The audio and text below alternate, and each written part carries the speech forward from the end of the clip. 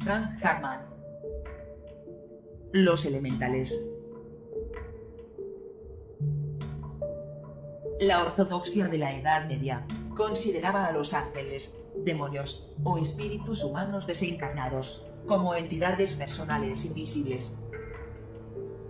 Personificaron a los poderes del bien y del mal, e hicieron de ellos caricaturas y monstruos que volaban de lugar a lugar, tratando de subyugar las almas de los hombres o de sujetarlos a su poder.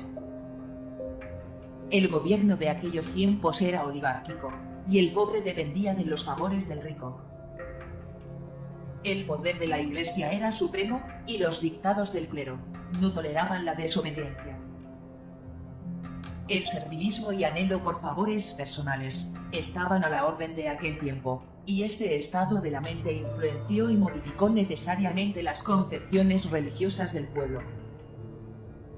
El espíritu supremo del universo fue degradado a sus ojos como un tirano personal, y cuyo favor trataban de ganar por medio de penitencias, súplicas, y por medio de la intercesión de los sacerdotes, que se suponía eran sus favoritos.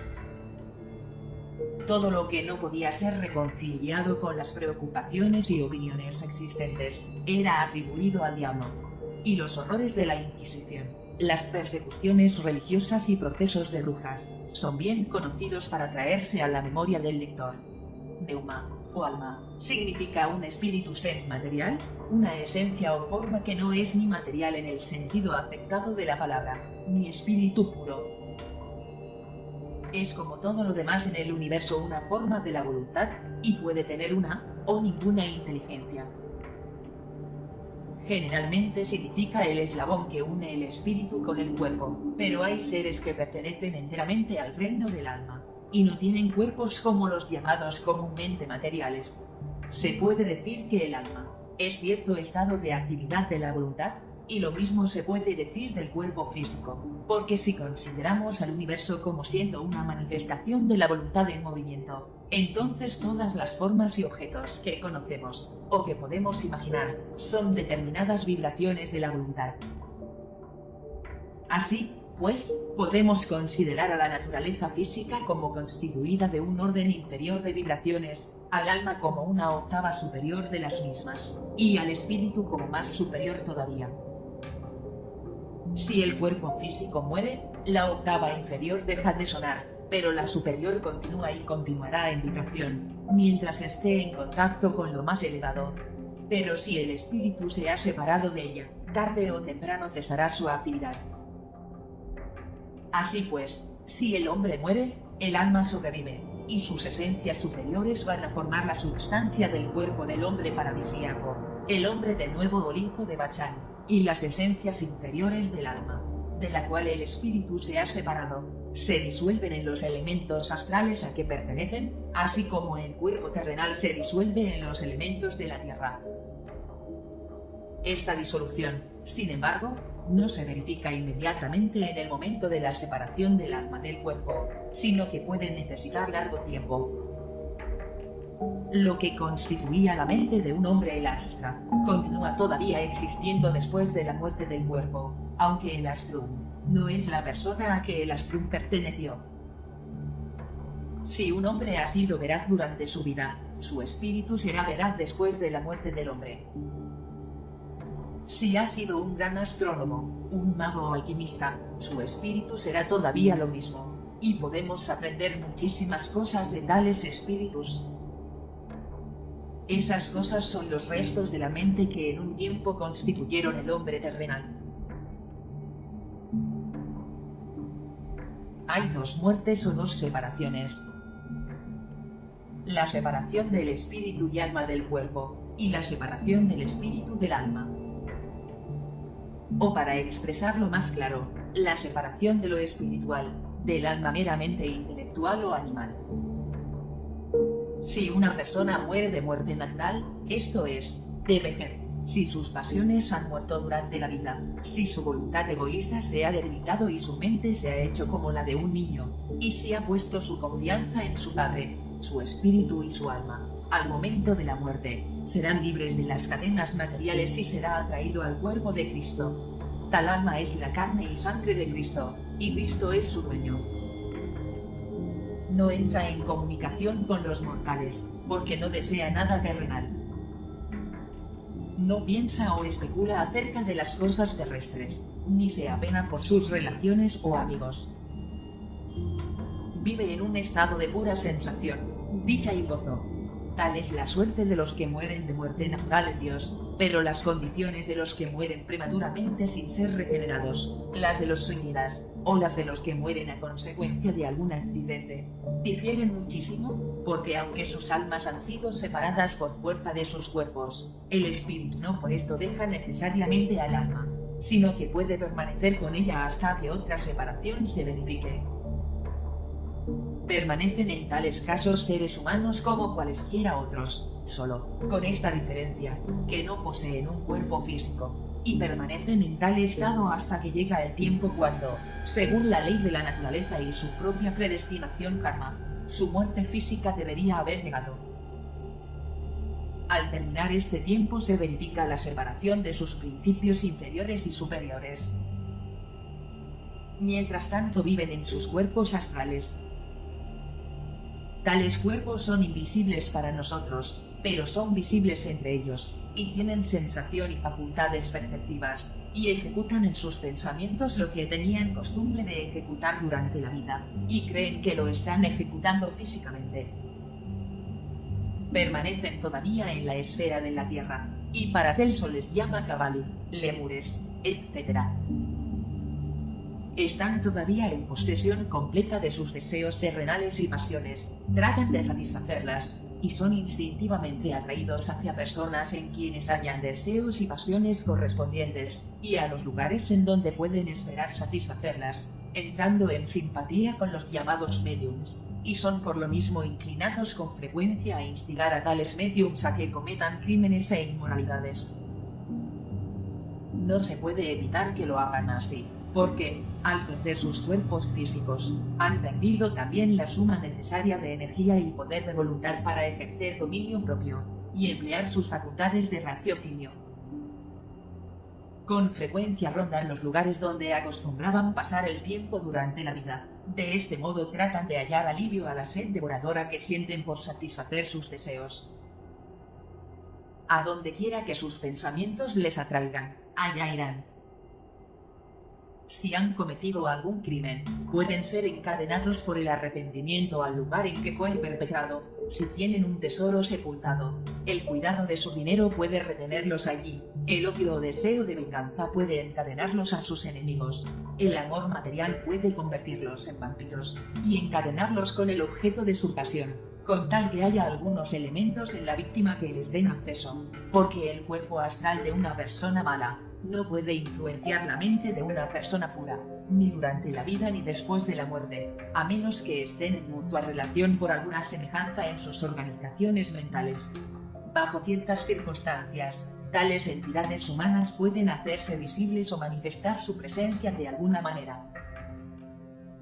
Pueden aparecer en forma corporal, o permanecer invisibles y producir sonidos y ruidos, como toques, risas, silbidos, estornudos, gemidos, suspiros, pasos, pataleos, pueden arrojar piedras y mover los muebles u otros objetos, y todo esto lo pueden hacer con el fin de llamar la atención de los vivos, a fin de que puedan obtener una oportunidad de entrar en comunicación con ellos.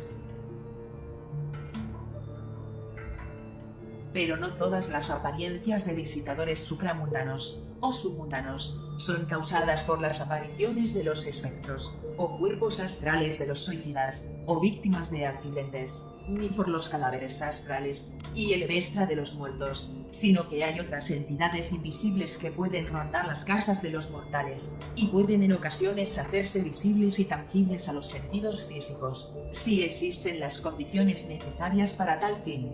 Una de estas clases la forman los seres llamados fantasmata. Estos seres semejantes a espectros son espíritus nocturnos, que tienen raciocinio semejante al del hombre. Tratan de apegarse a los hombres, especialmente a los que tienen muy poco poder de dominio propio, y a quienes pueden dominar. Hay muchísimas clases de estos espíritus, buenos lo mismo que malos, y les gusta estar cerca del hombre. En esto son comparables a los perros, que también gustan de la compañía de los hombres. Pero el hombre no puede aprovechar nada de su compañía. Son sombras vacías, y solo un embarazo para él. Teme los corales rojos, como los perros temen a un látigo, pero los corales oscuros les atraen. El verdadero y efectivo poder contra todos los malos espíritus es la voluntad. Si amamos a la fuente de todo bien con todo nuestro corazón, mente y deseo, podemos estar seguros de no caer nunca en el poder del mal. Pero las ceremonias sacerdotales, rociar agua, quemar incienso y cantar encantamientos, son invenciones de la vanidad clerical, y por lo mismo tienen su origen en la fuente de todo mal. Las ceremonias han sido instituidas en su origen para dar una forma externa a un acto interno, pero donde el poder interno, para ejecutar tales actos, no existe, una ceremonia no será de ningún valer, sino solo para atraer a los espíritus a quienes puede gustar burlarse de nuestra tontería. Otra clase consta de los íncubos y sucubos, de los que hablan las tradiciones rabínicas de una manera alegórica como habiendo sido creados por el derrame del semen de Adán el hombre animal mientras se ocupaba de Lilith, su primera esposa, dando a entender una imaginación mórbida.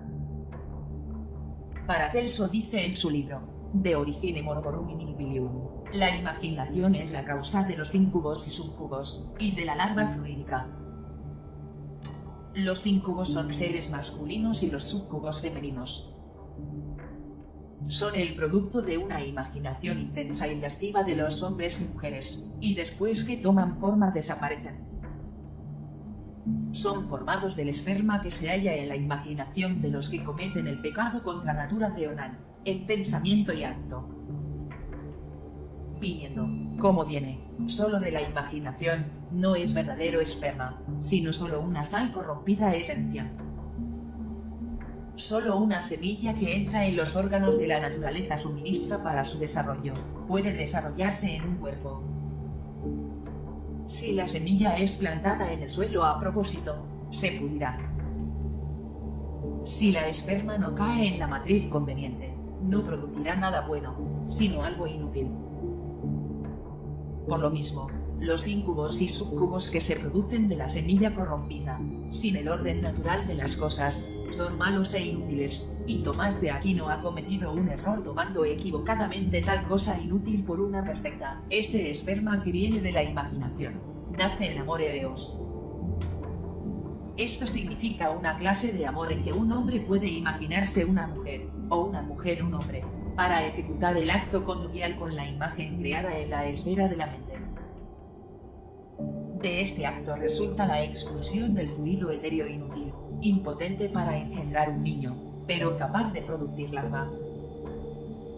Tal imaginación es madre de una impúdica lujuria, que, si continúa, puede hacer al hombre impotente y a la mujer estéril, porque mucho del poder verdadero creativo y formativo es perdido por el ejercicio frecuente de esta mórbida imaginación. Esta es frecuentemente la causa de las bolas, abortos, fracasos y malas formaciones. Este esperma corrompido puede ser tomado por los espíritus que vagan por la noche, que pueden llevarlo a un lugar donde pueden fecundarlo. Hay espíritus que pueden ejecutar un actus con él, como también lo pueden hacer las brujas, y, a consecuencia de este actus, pueden producirse muchos monstruos curiosos de formas horribles. Si tales monstruos nacen de una imaginación consciente poderosa, la misma conciencia será creada también con ellos. Los espíritus de la noche pueden usar todo lo que nace de tal esperma según quieran, pero no pueden usar nada de carácter humano o que posea verdadero espíritu. El amor erótico es un estado del cuerpo invisible, y es causado por una imaginación sobreexcitada, estimulada a tal grado que arroja esperma, de la cual pueden resultar íncubos y sucubos. En las pollutionibus nocturnalis ordinarias, el cuerpo pierde esperma sin ningún esfuerzo de la imaginación, y los espíritus de la noche no pueden por lo mismo usarla para sus fines. Si las mujeres que han pasado de la edad en que pueden concebir, son impúdicas y de vivida imaginación, pueden también producir tales cosas. Si las personas de uno u otro sexo tienen deseos lujuriosos y una imaginación activa, o si se enamoran apasionadamente de una persona del sexo opuesto, y no pueden obtener el objeto de su deseo y fantasía, entonces un incubo o sucubo puede tomar el lugar del objeto ausente, y de este modo los hechiceros pueden producir sucubos, y las brujas incubos. La imaginación es un gran poder, y si el mundo conociera las cosas extrañas que se puede producir por el poder de la imaginación, las autoridades harían que todos los vagos se fueran a trabajar y a emplear su tiempo de alguna manera útil, y tendrían cuidado de los que no pueden gobernar su imaginación, a fin de evitar que aconteciesen malos resultados. El llamado dragón es un ser invisible, que puede hacerse visible y aparecer en forma humana y cohabitar con las brujas. Esto se verifica por medio del esperma que se pierde por los onanistas, fornicadores y prostitutas sin acte venereo, y que tales espíritus usan como cuerpo para obtener la forma humana se halla en germen en el esperma. Y si estos espíritus usan el esperma de cierta persona, es como si un hombre se pusiera el vestido de otro, y entonces tienen la forma de esa persona y se le parecen en todas sus partes y detalles. Otro monstruo horrible es el basilisco, creado por la sodomía, y también el aspis, y Leo. Hay innumerables formas bastardas, mitad hombre, mitad araña o sapos, etc., los cuales habitan el plano astral, pertenecen a la serpiente cuya cabeza tiene que ser aplastada por el pie de Cristo. Si estas formas son suficientemente densas para hacerse visibles, aparecen como una sombra o niebla de color. No tienen vida propia, sino que la toman de la persona que le dio el ser, lo mismo que una sombra es producida por un cuerpo, y donde no hay cuerpo, no puede haber sombra ninguna. Con frecuencia son engendradas por idiotas, personas inmorales, depravadas o enfermizas, que llevan una vida irregular y solitaria, y que son adictas a malos hábitos. La coherencia de las partículas que componen los cuerpos de estos seres no es muy fuerte, y temen el aire, la luz, el fuego, las puntas y armas. Son una especie de apéndice aéreo al cuerpo de sus padres, y hay algunas veces tan íntima relación entre ellos y el cuerpo de sus progenitores, que si se hace un daño a los primeros, puede transmitirse a los segundos. Son parásitos que extraen la vitalidad de las personas a quienes son atraídos, y pueden agotar la vitalidad de sus víctimas muy pronto, si éstas no son muy fuertes. Algunos de estos seres influencian a los hombres según sus cualidades, los vigilan, aumentan y excitan sus faltas, hallan excusas a sus errores, les hacen desear el éxito de sus malas acciones, y gradualmente absorben su vitalidad. Fortifican y sostienen la imaginación en las operaciones de hechicería, algunas veces hacen predicciones falsas y dan oráculos erróneos. Si un hombre tiene una imaginación fuerte y mala, y quiere dañar a otro, estos seres están siempre prontos para ayudar en el cumplimiento de su objeto. Estos seres pueden hacer que sus víctimas pierdan la razón, si son demasiado débiles para resistir a su influencia. Una persona sana y pura no puede ser obsesionada por ellos, porque tal larva solo puede obrar en los hombres si estos le dan lugar en sus mentes. Una mente sana es un castillo que no puede ser invadido sin la voluntad de su dueño, pero si se les permite entrar, excitan las pasiones de los hombres y mujeres, crean malos deseos en ellos, producen perversos pensamientos que obran dañosamente en el cerebro, aguzan el intelecto animal y sofocan el sentido moral. Los malos espíritus obsesionan únicamente a los seres humanos en quienes la naturaleza animal prepondera. Las mentes que están iluminadas por el espíritu de verdad no pueden ser poseídas. Solo los que son habitualmente guiados por sus propios impulsos inferiores pueden ser sujetados a su influencia. Los exorcismos y ceremonias son inútiles en tales casos. La oración y abstinencia de todos los pensamientos que puede estimular la imaginación o excitar el cerebro son los únicos remedios verdaderos de ente espiritual. La cura de la obsesión es un acto puramente psíquico y moral. La persona obsesionada debe hacer uso de la verdadera oración y abstinencia, y después de esto, que una persona de fuerte voluntad quiera que tales espíritus se vayan. La razón por que no podemos ver estas entidades astrales es porque son transparentes como el aire. No podemos ver el aire a menos que hagamos humo, y aún en ese caso no vemos el aire mismo, sino el humo que es llevado por el aire. Pero podemos sentir el aire cuando se mueve, y podemos también en ocasiones sentir la presencia de tales entidades, si son bastante densas para ser sentidas. Además, el objeto de nuestros sentidos es percibir los objetos que existen en el plano para el cual esos sentidos están adaptados, y por lo mismo los sentidos físicos existen con el objeto de ver cosas físicas, y los sentidos del hombre interior son para ver las cosas del alma. Cuando los sentidos externos están inactivos, los sentidos interiores pueden despertar a la vida, y podemos ver los objetos del plano astral como vemos las cosas en un sueño. Hay también algunos venenos por los cuales la actividad orgánica del cuerpo se puede suprimir por algún tiempo, y la conciencia del hombre interior hacerse más activa, y la cual, por lo mismo, nos puede hacer ver las cosas del plano astral. Pero tales venenos destruyen la razón y son muy dañosos a la salud. En las fiebres, delirios, etc., se pueden ver también estas cosas. Algunas de ellas pueden ser creaciones de la mente del paciente, otras pueden haber sido creadas por la imaginación mórbida de otra persona, como ya se dijo. Pero si estas entidades son invisibles bajo condiciones normales para el ser humano, puede ser muy bien percibidas por un elemental humano, que exista conscientemente en su plano. Los caracteres humanos depravados pueden, después de la muerte, tomar las formas animales y monstruos, a los que se parecieron por sus malos pensamientos. La forma es solo una apariencia que representa un carácter, y el carácter da impresión a la forma. Si el carácter de una persona es completamente malo, hará que la forma astral sea horrible. Por esta razón las almas de los depravados pueden aparecer en formas animales. El espíritu puro no tiene forma, es sin forma como los rayos del sol. Pero así como estos hacen que los elementos de la materia se desarrollen en plantas, igualmente las sustancias del alma pueden convertirse en seres con formas, por medio de la acción de los rayos espirituales.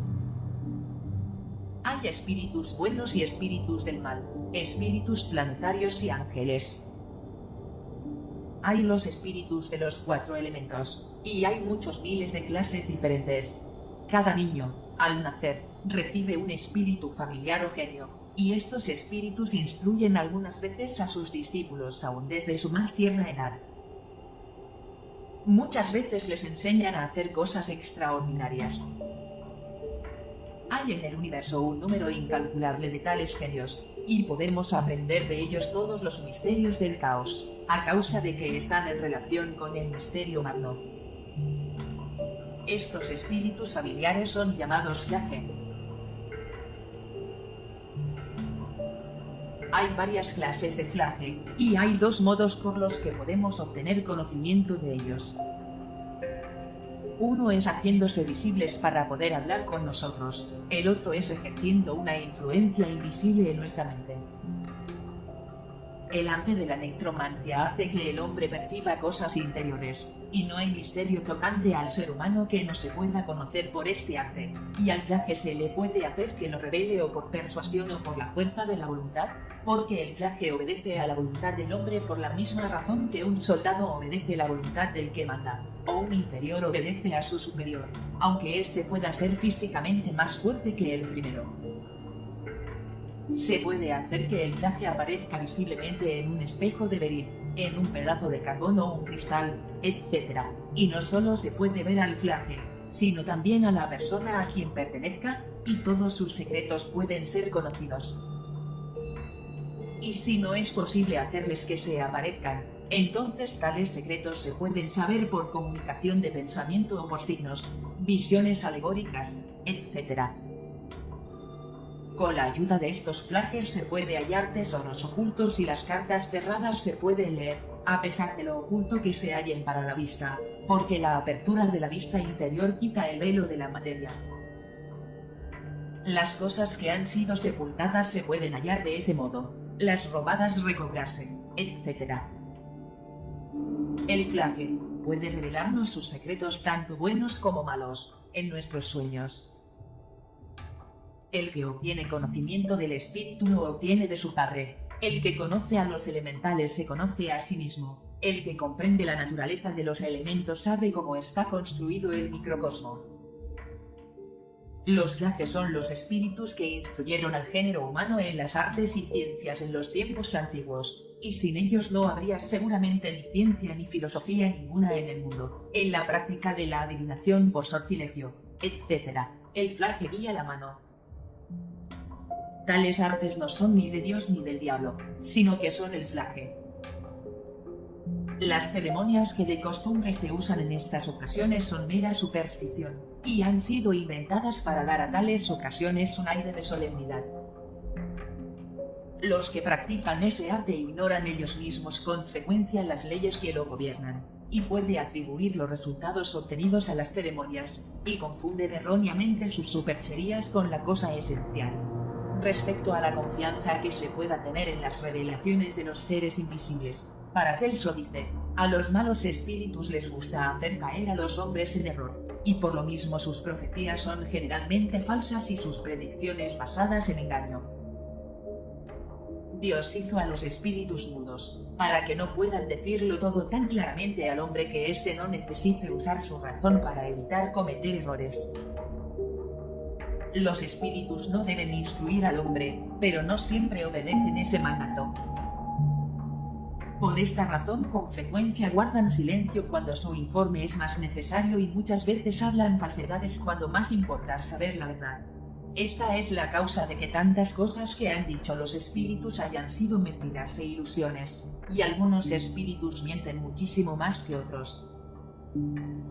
Pero puede suceder que tal vez de 12 predicciones hechas por tales espíritus una accidentalmente salga cierta, y en este caso los ignorantes no se fijarán en que las otras 11 fueron falsas, sino que estarán prontos para creer todo lo que tales espíritus puedan decir.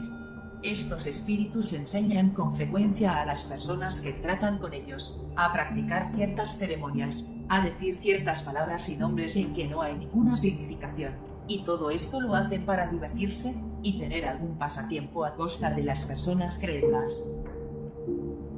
Rara vez son los que pretenden ser, aceptan nombres, y uno usará el nombre de otro, o pueden asumir la máscara y modo de obrar de otro.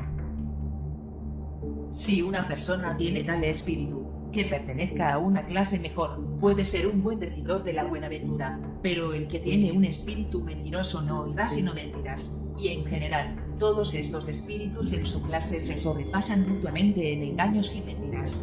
El hombre es un instrumento por el cual los tres mundos, el espiritual, el astral y el elementario, están obrando. En él hay seres de todos estos mundos, racionales y no racionales, criaturas inteligentes y sin inteligencia. Una persona sin conocimiento ni gobierno propio obra impulsado según la voluntad de estas criaturas, pero el verdadero filósofo obra conforme a la voluntad del supremo ser, el creador, que está en él. Si los amos a quienes el hombre obedece son locos, ellos, sus siervos, también obrarán locamente. Es cierto que cada uno cree que él es el amo y señor y que hace lo que quiere, pero no ve al engañador que está dentro de él, el cual es su amo, y en quien él mismo viene a ser un engañador. Hay otra clase de espíritus, los Agane, o espíritus elementales de la naturaleza. Paracelso dice tocante a sus cuerpos lo siguiente: hay dos clases de carne. Una que viene de Adán, y otra que no viene de Adán. La primera es material y grosera, visible y tangible para nosotros, la otra no es tangible y no está hecha de tierra. Si un hombre que desciende de Adán quiere pasar por una pared, tiene primero que hacer un agujero en ella, pero un ser que no desciende de Adán no necesita hacer ningún agujero o puerta, sino que puede pasar por la materia que nos parece sólida, sin causarle ningún daño. Los seres que no han descendido de Adán lo mismo que los que de él han descendido, están organizados y tienen cuerpos substanciales, pero hay tanta diferencia entre la substancia que compone sus cuerpos, como la que hay entre la materia y el espíritu.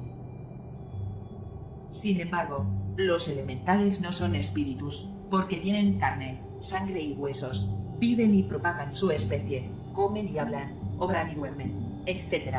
Y por consiguiente no pueden propiamente ser llamados espíritus. Son seres que ocupan un lugar entre los hombres y los espíritus, pareciéndose a los hombres y mujeres en su organización y forma, y pareciéndose a los espíritus en la rapidez de su locomoción. Son seres intermediarios, o composita, formados de dos partes en una, lo mismo que dos colores mezclados parecerán como un color, no pareciéndose a ninguno de los dos originales. Los elementales no tienen principios superiores, por lo mismo no son inmortales, y cuando mueren, perecen como los animales.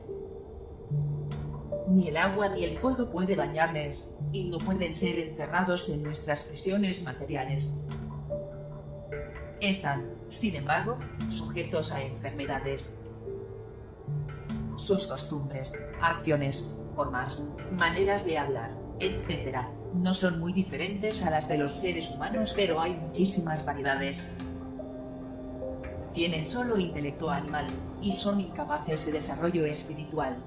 Estos espíritus de la naturaleza no son animales, tienen razón y lenguaje como el hombre, tienen mente, pero no alma espiritual.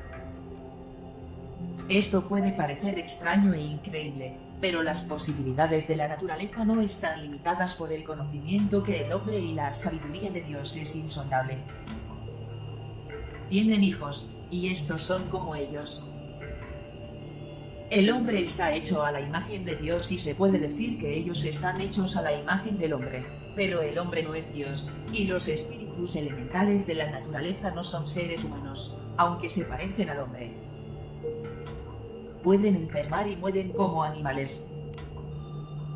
Sus costumbres se parecen a las de los hombres, trabajan y duermen, comen, beben y hacen sus vestidos, y así como el hombre está más cerca de Dios, así ellos están más cerca del hombre.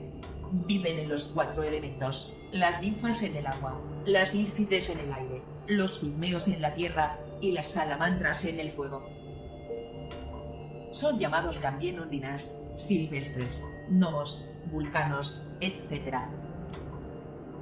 Cada especie se mueve únicamente en el elemento a que pertenece, y ninguno de ellos puede salir de su elemento propio, que es para ellos como el aire es para nosotros, o el agua para los peces, y ninguno de ellos puede vivir en el elemento que pertenece a otra clase. Para cada ser elemental, el elemento en que vive es transparente, invisible y irrespirable, como la atmósfera lo es para nosotros. Las 4 clases de espíritus de la naturaleza no se relacionan entre sí. Los gnomos no se comunican con las ondinas o salamandras, ni los silvestres con ninguna de aquellas. Así como los peces viven en el agua que es su elemento, así cada ser vive en su propio elemento. Por ejemplo, el elemento en que el hombre respira y vive es el aire, pero para las ondinas el agua es lo que el aire para nosotros, y si nos sorprendemos de que estén en el agua, también ellas se pueden sorprender de que estemos en el aire. Así pues, el elemento de los gnomos es la tierra, y pasan por las rocas, paredes y piedras como un espíritu, porque tales cosas no son para ellos más grandes obstáculos de lo que el aire es para nosotros. En el mismo sentido, el fuego es el aire en que las salamandras viven, pero los silvestres, o sílfides, son los que están en más cercana relación con nosotros, porque viven en el aire como nosotros, se ahogarían si estuviesen bajo el agua, se sofocarían en la tierra y se quemarían en el fuego, porque cada ser pertenece a su propio caos y muere si es transportado a otro. Si ese caos es denso, los seres que viven en él son sutiles, y si el caos es sutil, los seres son densos.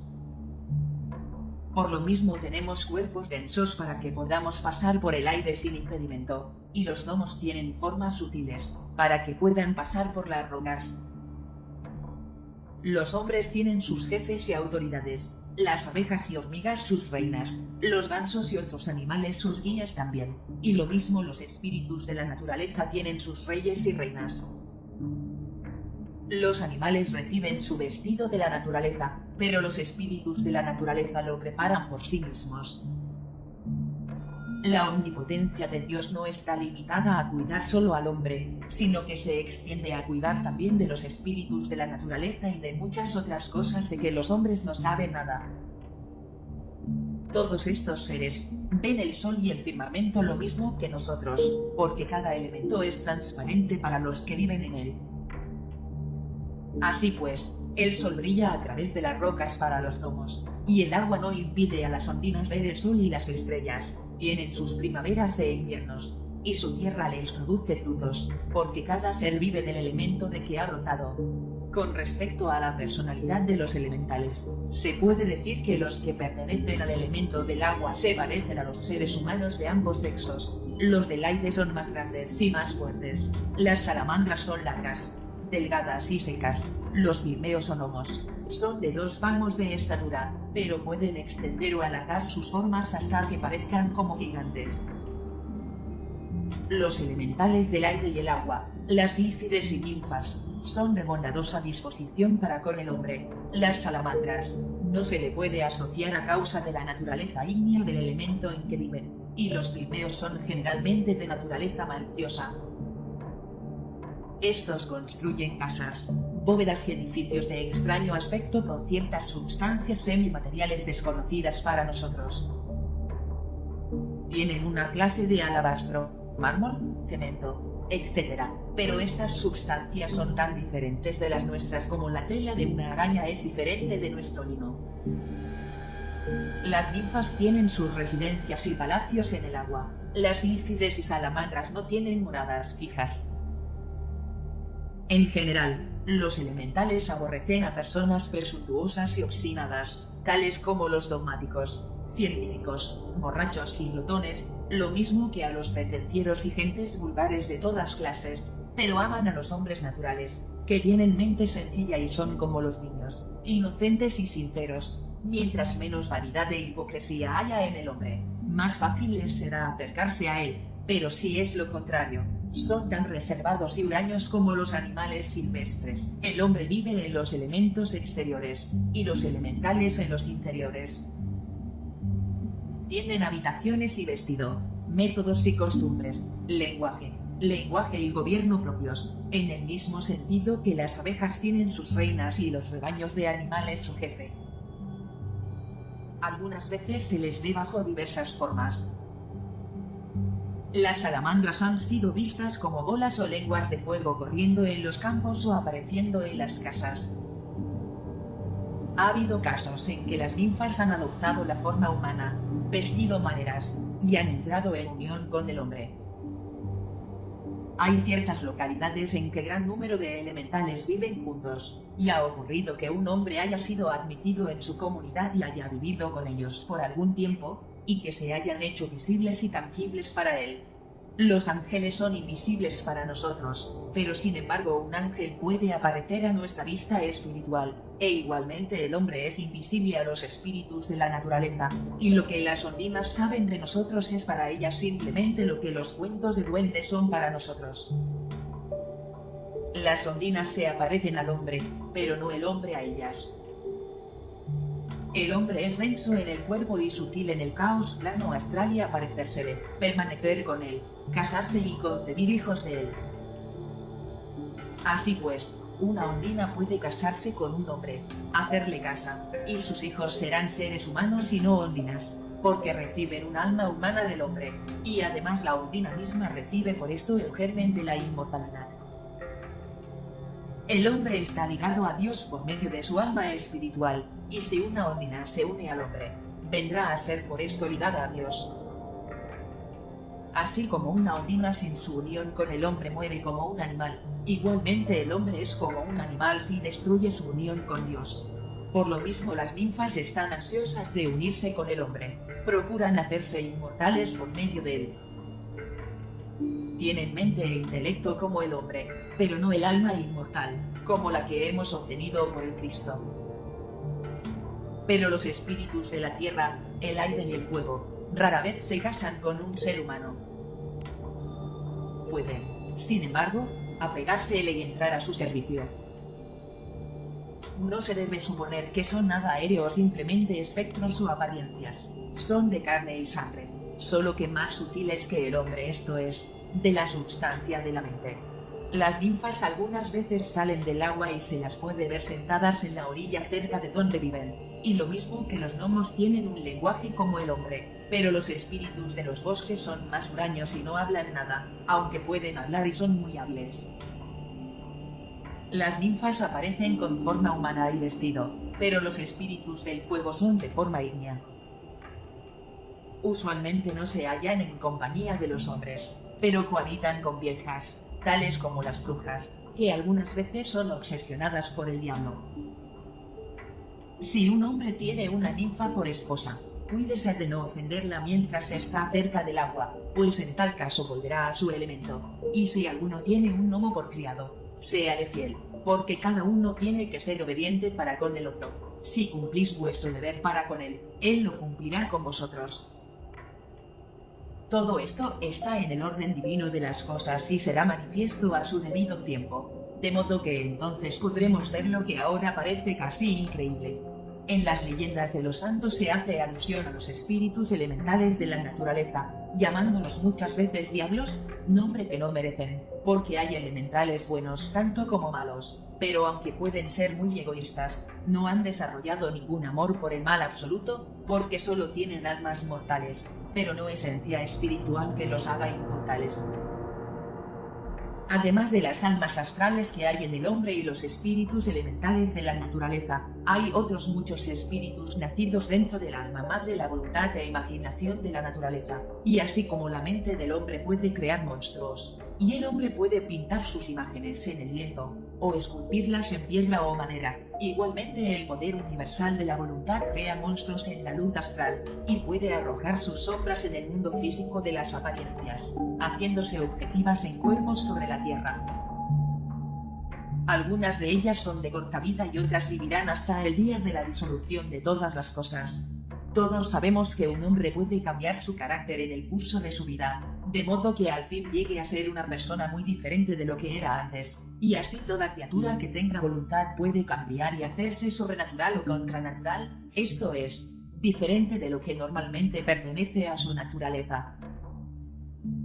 Muchas de las lumbreras de la iglesia, que ahora se pavonean llenas de joyas y diamantes, parecerán dragones y gusanos cuando el cuerpo humano en que están ahora enmascarados haya desaparecido cuando llegue la muerte.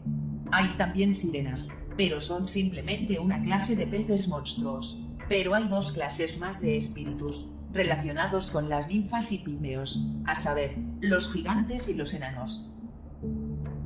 Esto no puede ser creído, pero debe recordarse que el principio del conocimiento divino es que la luz de la naturaleza ilumine al hombre, y que por esta luz conozca todas las cosas de la naturaleza por medio de la luz interior.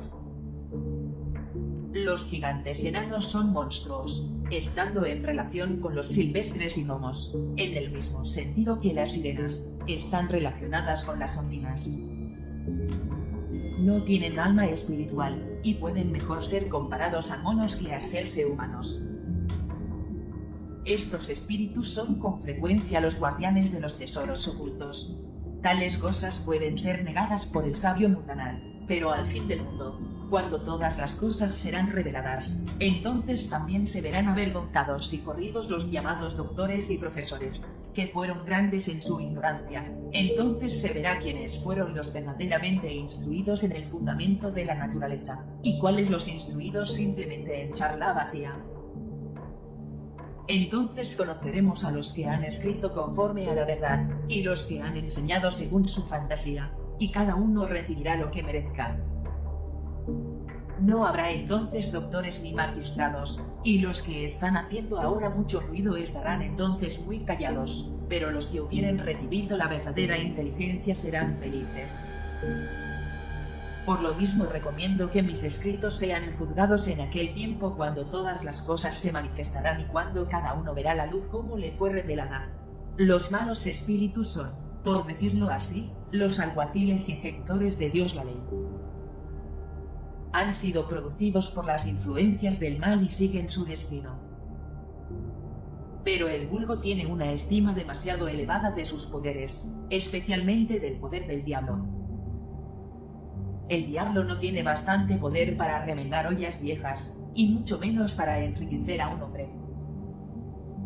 Él, o ello, es la cosa más pobre que puede hallarse en los 4 elementos. Hay muchísimas invenciones, ciencias y artes que se atribuyen a la agencia del diablo personal, pero antes que el mundo sea más viejo, se hallará que el diablo nada tiene que ver con estas cosas, que el diablo es nada y no sabe nada, y que estas cosas son el resultado de causas naturales. La verdadera ciencia puede hacer muchísimo. La sabiduría eterna de la existencia de todas las cosas es sin tiempo, sin principio y sin fin. Las cosas que son consideradas ahora como imposibles se realizarán, lo inesperado se verá en el futuro que es cierto, y lo que es mirado como una superstición en nuestro siglo, será la base de la ciencia aprobada del siguiente.